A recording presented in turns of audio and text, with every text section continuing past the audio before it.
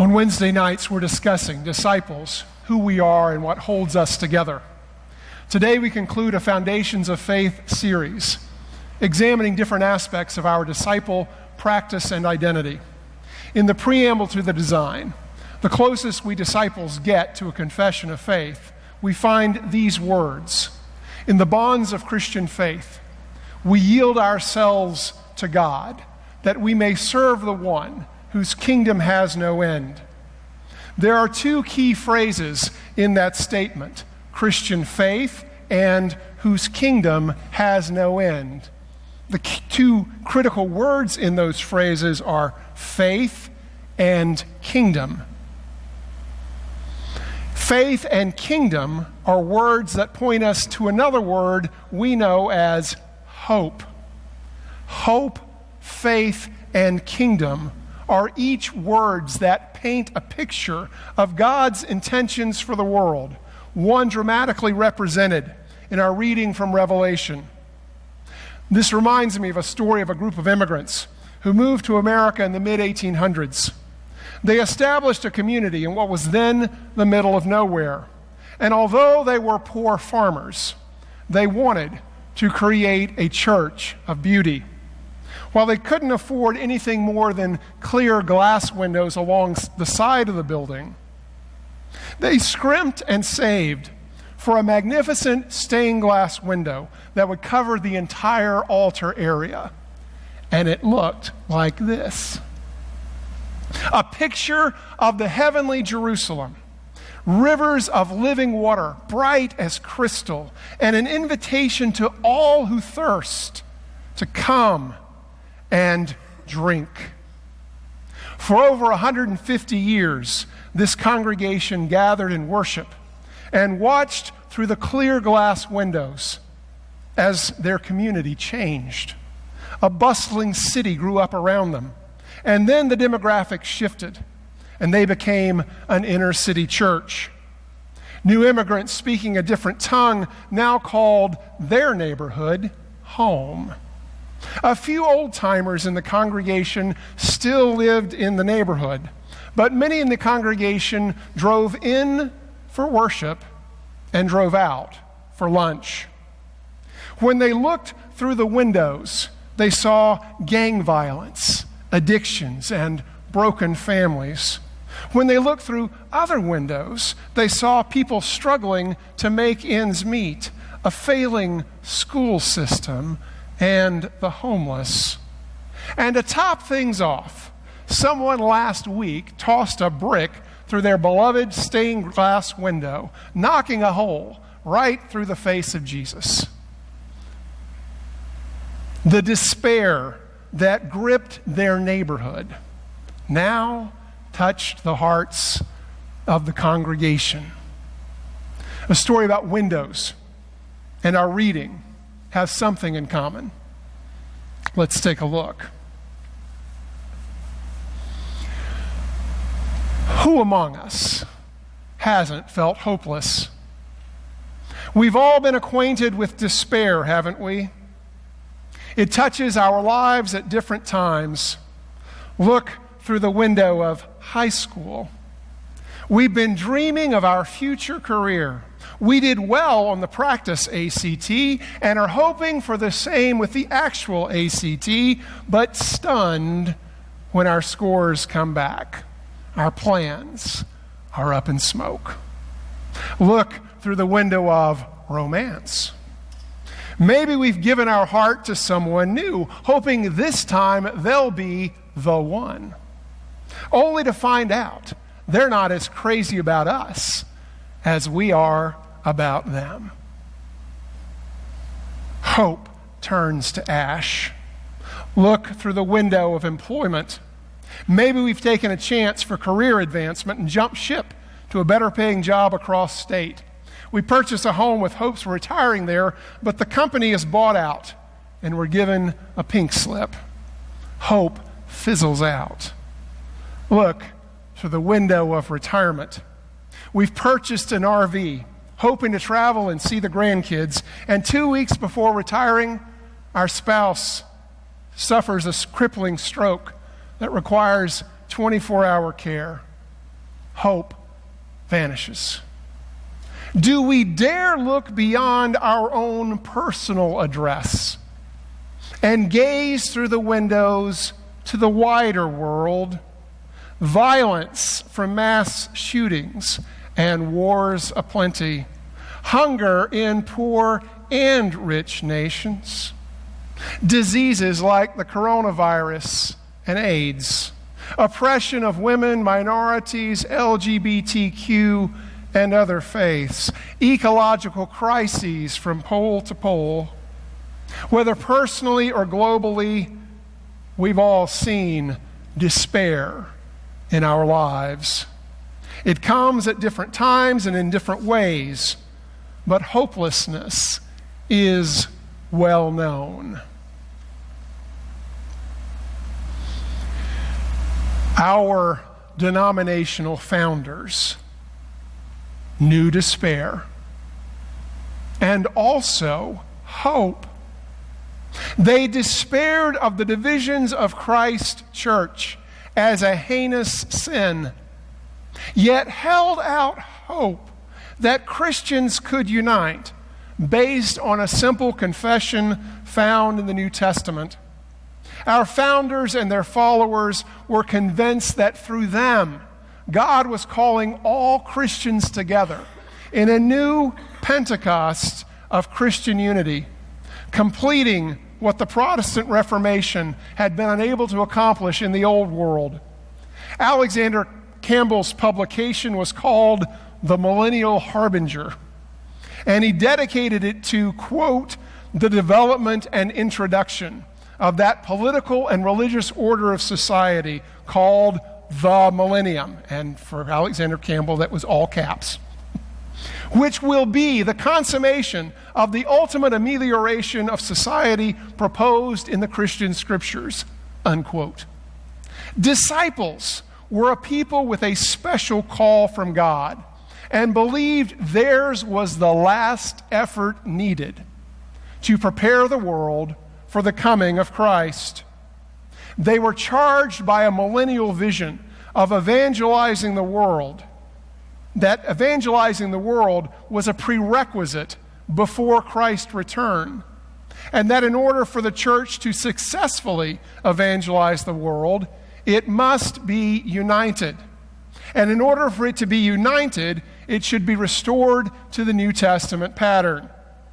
As individuals were transformed, so too would be societies, and a sanctified humanity could help prepare the way for the Lord's return.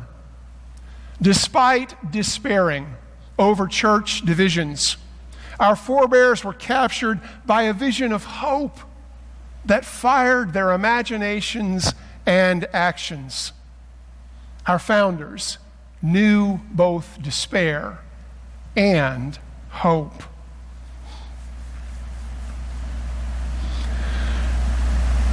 The earliest followers of Jesus knew despair. His words warning them that they'd be handed over to councils to be beaten, tortured, and put to death were coming true before their eyes. The Emperor Nero blamed the Christians for a fire in Rome, and in repayment rounded them up for a party he was throwing at his villa. He had them lashed to poles, and as the sun was going down, they were doused with pitch and then set ablaze to provide light for his guest. At the time the book of Revelation was written, a new emperor, Domitian, demanded his subjects address him as Lord and God and worship his image. Those who refused were put to death. By refusing, Christians earned the enmity and suspicion of all. They became enemies of the state. Jesus' words warning his followers they'd be hated by all nations were being fulfilled. Those rumored to be Christian suddenly found they'd lost jobs, were being taken in for questioning, or being run out of town. being run out of town was what happened to the author of Revelation. Exiled to the island of Patmos because he'd become a problem for Rome. The systematic slaughter of Christians being fed to the lions hadn't yet started, but it didn't take a prophet to see the writing on the wall. Everywhere they turned, Christians were hated, harassed, and hunted, and despair was a constant threat to their faith.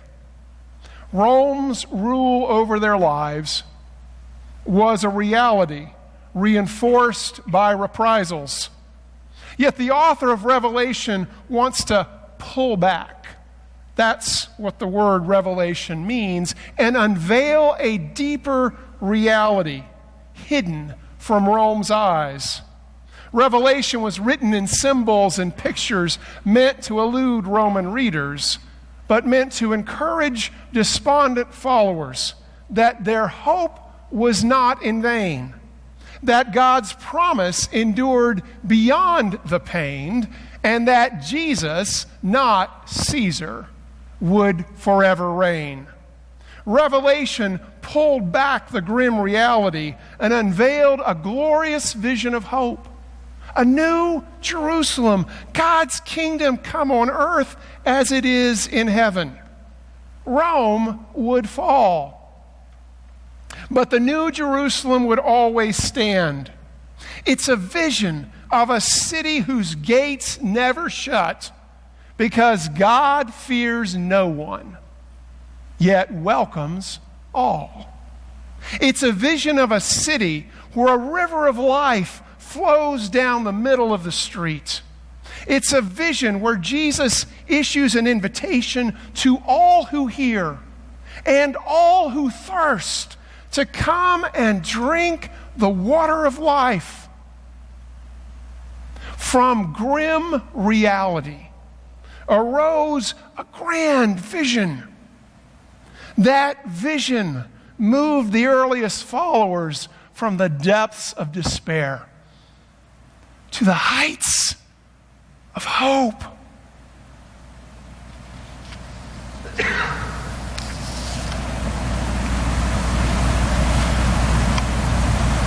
What about us?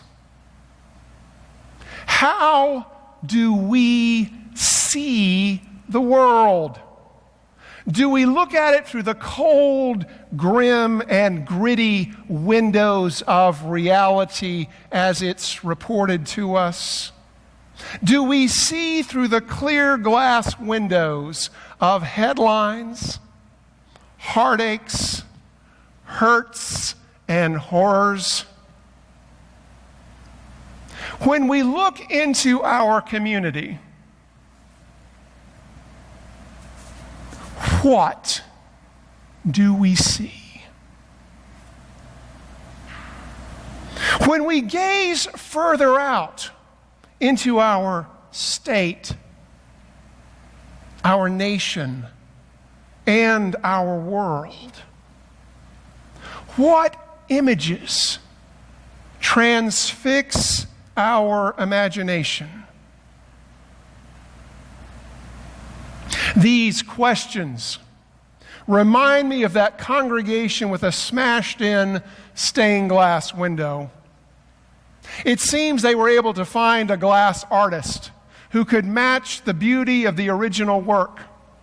Scaffolding was put up, but because there were disagreements about how best to repair the broken glass, the artist invited members of the church to come see it for themselves after worship one Sunday. Gingerly, carefully, the members scaled the scaffolding, and some on tiptoes peered through the broken face of Christ.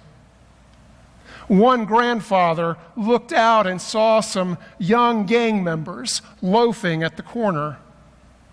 He stepped back from the window, took it all in, said, "Of course," and left the building. Other members, puzzled, looked out themselves one by one.